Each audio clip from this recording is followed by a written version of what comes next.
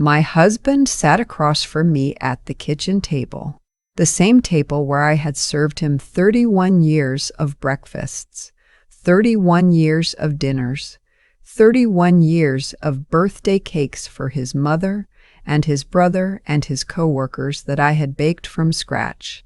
And he said, "Know what your problem is, Ruthie? You have never once in your life understood the value of $1. I set down my coffee cup very carefully. I did not slam it. I did not spill it. I just set it down. "Is that right?" I said. "I'm serious." He had his reading glasses on, and he was holding a printout from our bank's website, 3 pages stapled together. He had actually gone to the trouble of stapling them. "I sat down with everything last night. Do you have any idea how much we spent on groceries last year? On prescriptions?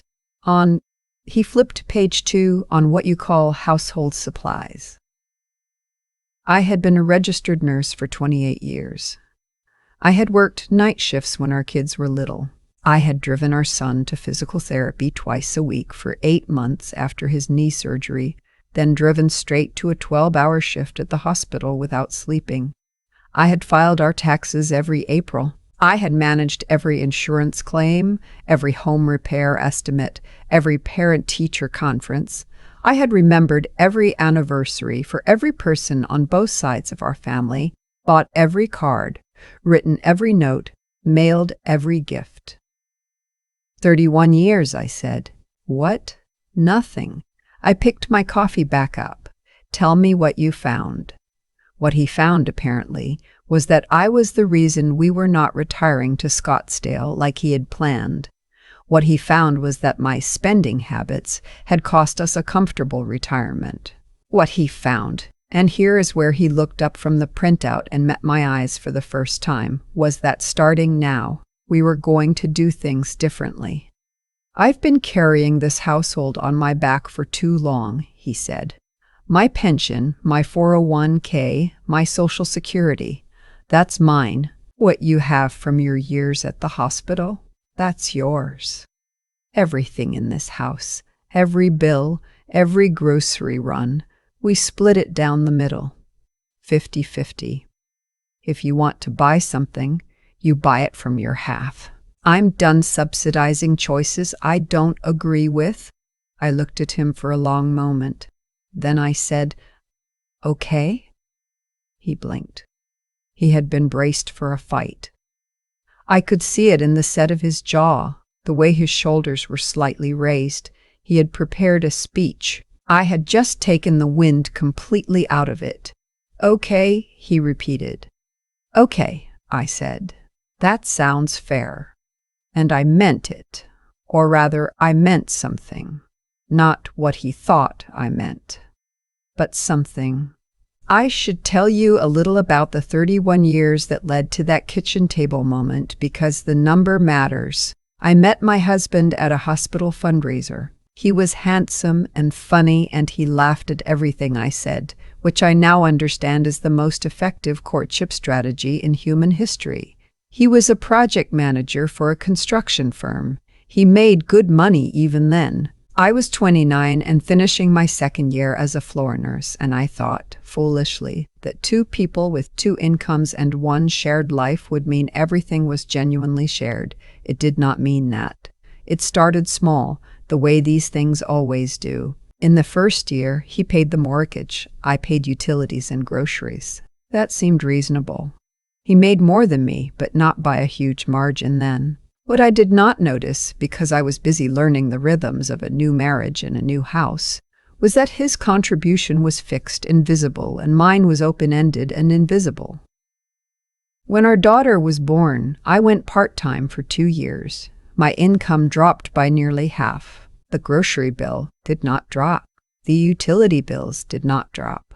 His mortgage contribution stayed exactly the same. When I pointed this out, he looked genuinely confused.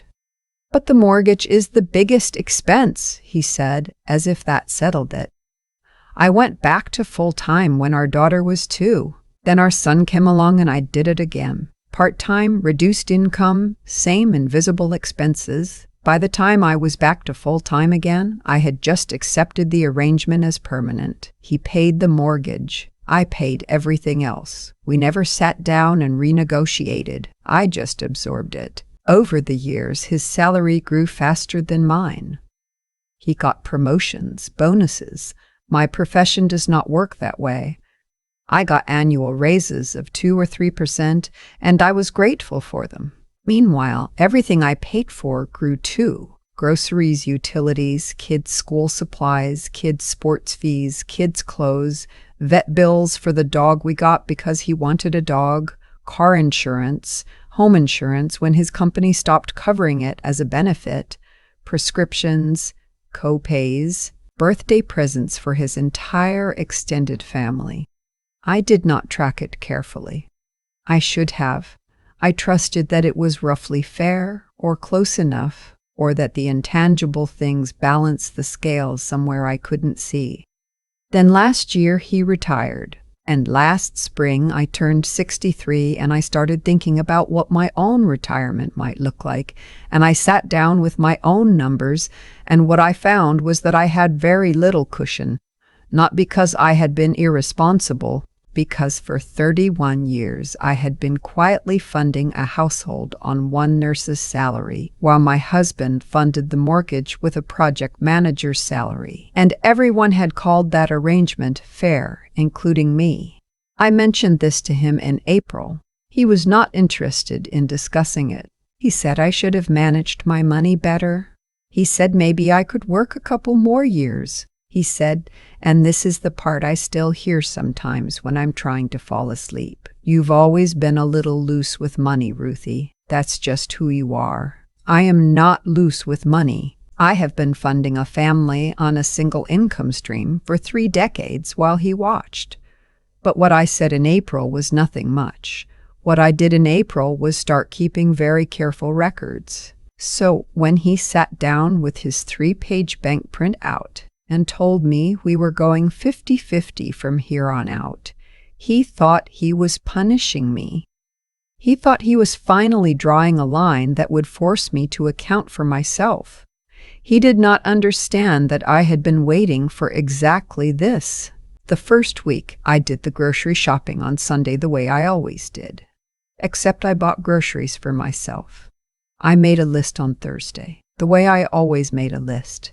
But this time it was a list of things I personally ate and needed. I bought my yogurt and my English muffins and my salad greens and the specific brand of sparkling water that I like. I bought the coffee I like. I bought 2 portions of salmon because I would have fish on Tuesday and again on Thursday. I bought exactly 1 dozen eggs because that is what I use in 2 weeks. I did not buy his orange juice. He buys the expensive kind, the kind with extra pulp, which costs $4 more than the kind I would buy. I did not buy his cereal or his lunch meat or his particular brand of sourdough bread that comes from the specialty bakery section and costs $6.50 a loaf. I put my groceries in the refrigerator. I labeled the shelf with a small piece of masking tape, my side. The other side was empty. He noticed Sunday evening when he went to make a sandwich. We're out of bread, he said from the kitchen. I don't think so, I called back. I was sitting in the living room reading. It was a very good book. He appeared in the doorway. There's no bread. There is bread, I said. It's my bread. I bought it with my money. I did not look up from my book. If you want bread, you can add it to your list for this week. Long pause. You're being ridiculous. I'm being 50-50, I said. Which is what you wanted. He went back to the kitchen. I heard him open and close the refrigerator several more times, as if the bread might materialize on his side of the shelf through the power of repetition. It did not. I should tell you that my husband is not a bad cook. He can grill very well. He makes a respectable scrambled egg. For the first 3 or 4 days of our new arrangement, he was actually a little proud of himself. He went to the grocery store, he bought his things, he made his own breakfast in the morning and seemed to enjoy the performance of it. He made a show of cracking eggs into a pan and not asking me for help. I let him enjoy it. I made my own breakfast on my side of the stove, and I drank my coffee, and I read the news on my phone, and I did not comment on the fact that he used nearly half a stick of butter for 2 eggs. The first real test came on Thursday. Thursday is when I pay bills. It has been Thursday for 31 years. I sit at the small desk in the corner of the kitchen. I open the laptop and I process everything: utilities, internet, the homeowner's insurance, the quarterly pest control service, the streaming subscriptions, the property tax installments when they come due. That Thursday, I paid my half. I paid my half of the electric bill, my half of the water bill. I transferred my half of the internet payment. And then I closed the laptop. He did not know any of this had happened. He was in the garage. He found out the following Tuesday when the internet service provider sent an automated notice that the account balance was past due. He came into the kitchen holding his phone. "The internet bill says it's partially paid," he said. "It is partially paid," I said. "I was chopping carrots for my soup. I paid my half." He stared at me. "We have one account," he said. "Then you should pay your half," I said pleasantly, "or call them and set up a new arrangement. Either works." I went back to chopping carrots. I heard him on the phone with the internet company for 20 minutes. I do not know what he said to them.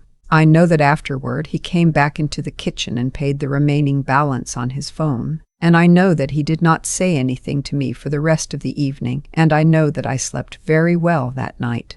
What he had not accounted for, what I do not think it had ever occurred to him to think about, was the category of things I did that had no obvious bill attached to them. His mother's birthday is in October. Every year for 31 years I had called to find out what she might want, ordered something appropriate, wrapped it, written a card in both our names, and mailed it in time for it to arrive before the date.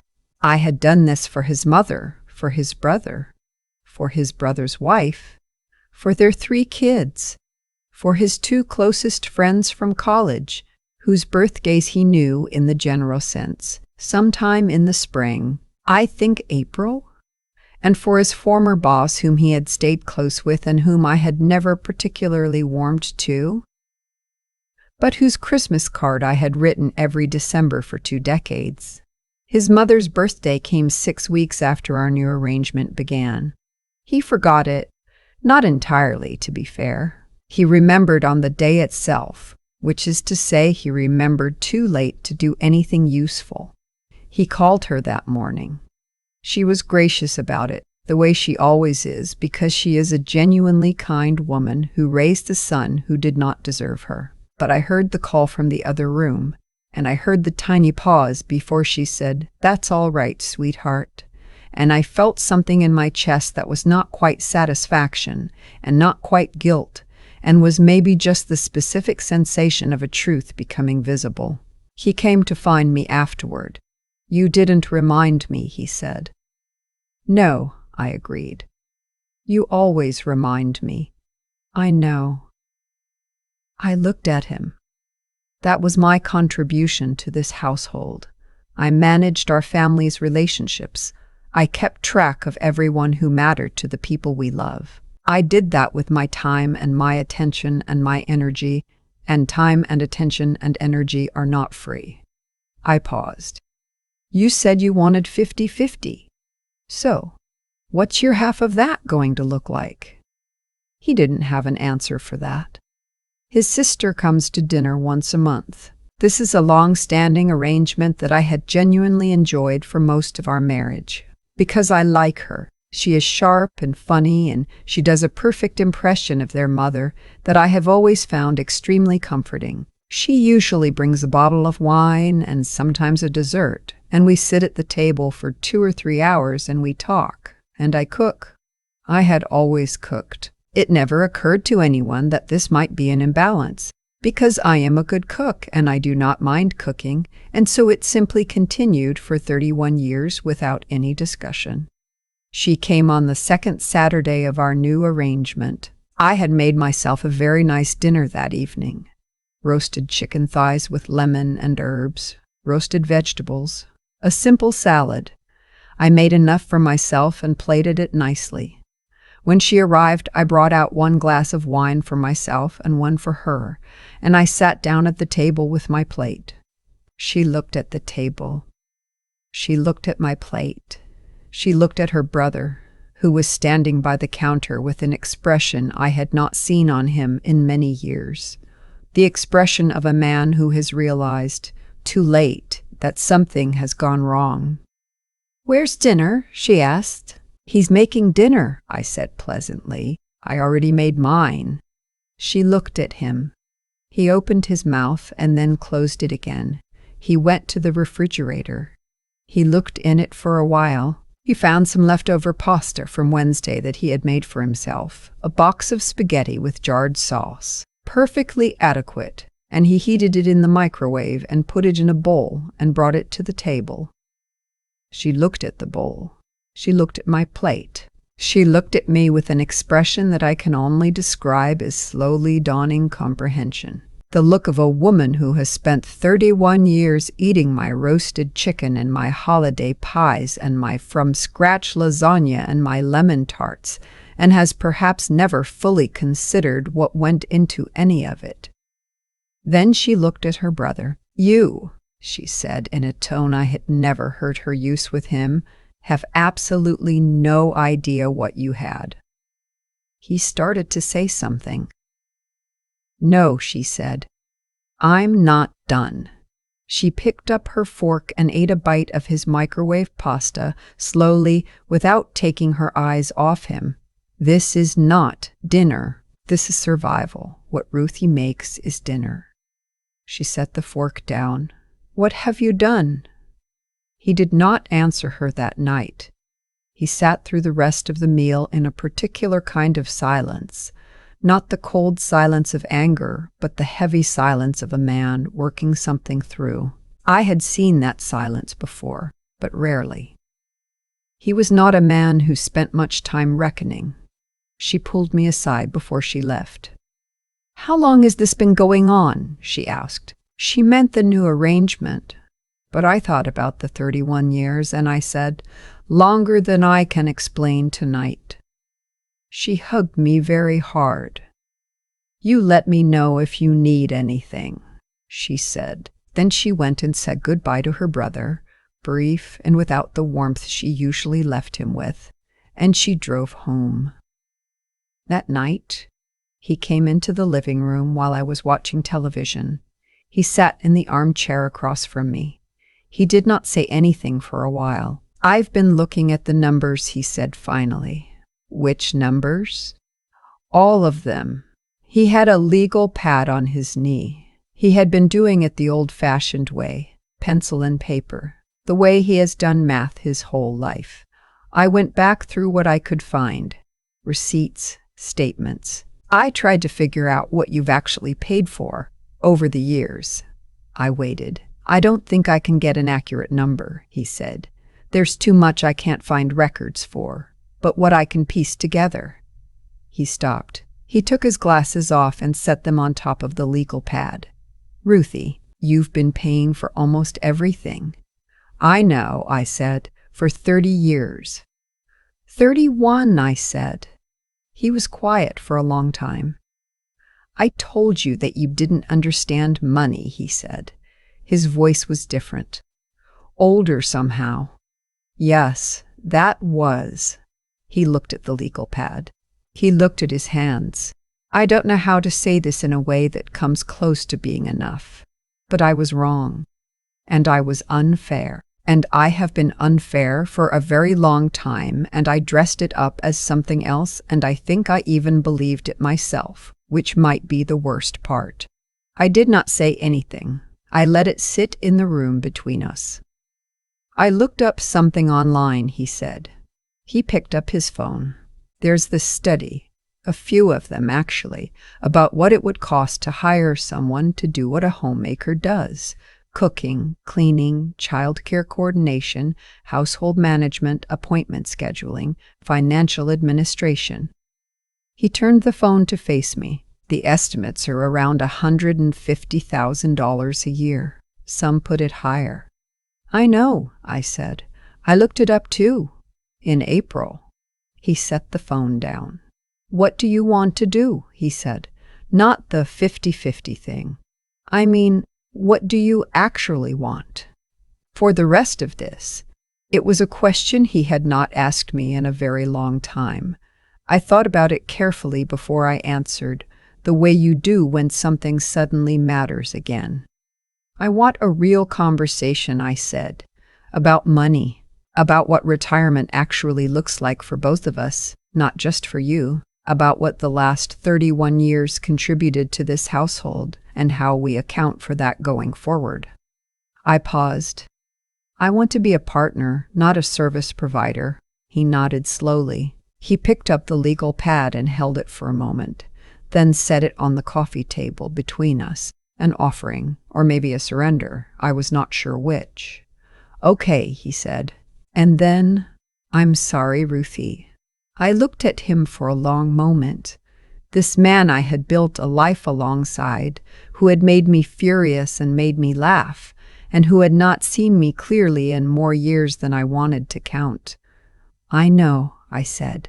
Let's talk. We stayed up until nearly midnight, which we had not done in years. We talked about the numbers. We talked about the feelings underneath the numbers, which is the harder conversation. We talked about his mother and her birthday and the 31 years of cards I had signed with both our names. We talked about his sister's face when she looked at that bowl of microwave pasta. At some point, he got up and made us both tea. Properly, not just a bag dropped in a mug of hot water, but real tea, the way I like it. And he brought it back and set mine in front of me without being asked. It was a small thing. It was not a small thing. We have a long way to go. I will not pretend otherwise.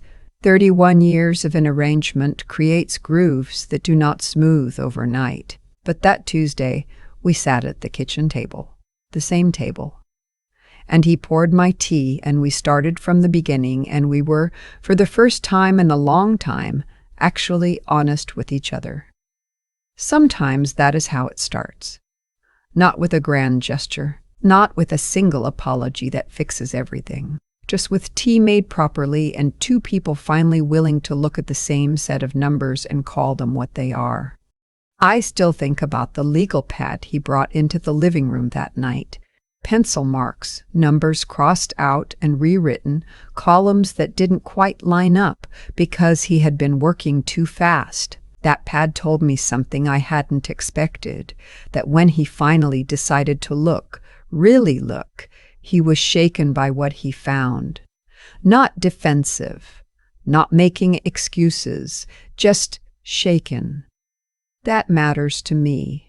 It doesn't erase 31 years, but it matters. What I know now, more clearly than I ever have, is that invisible work does not stay invisible forever. It accumulates quietly, the way interest does, and eventually the account comes due. I spent 3 decades managing a household, a family, a web of relationships, and I did it without demanding acknowledgement, partly because I believed it was just what you did, and partly because I hadn't yet learned to value my own time and the way I valued everything else. That was my part in it. I won't pretend otherwise. But here's what I also know. The moment I stopped absorbing everything silently and started holding a clear, firm line, not out of bitterness, but out of self-respect, the truth became impossible to ignore, not just for him. For me too. I had to be honest about what I had let go unnamed for too long. That kind of honesty takes something out of you and gives something back at the same time. It requires you to look clearly at a situation that is uncomfortable to see and to keep looking until you understand it well enough to speak about it plainly. His sister saw it in about 4 minutes. She looked at that bowl of microwave pasta, and she looked at my plate, and she understood 31 years in a single glance. Because she had been eating my cooking for most of them. Sometimes it takes someone standing outside a thing to name it correctly. What changed between us did not happen because of one conversation or one apology. It happened because we both, finally, sat down with the same set of facts and refused to look away. That is harder than it sounds. It is also the only thing that actually works. You cannot build something real on a foundation that one person quietly resents and the other person quietly ignores. You just can't. The structure will hold for a while, sometimes for decades, but it will not hold forever. And when it starts to go, you will wish you had looked sooner. I am 63 years old. I have a lot of years of nursing behind me and, I hope, a good number of years ahead. I have learned that endurance without wisdom is just suffering with a different name. I endured for a long time. What I want now is something better than endurance, a partnership that is honest about what each person brings, what each person needs, and what it costs to build a life together day after day after day. He made me tea that night, properly, the way I like it. I'm going to hold him to that standard from now on.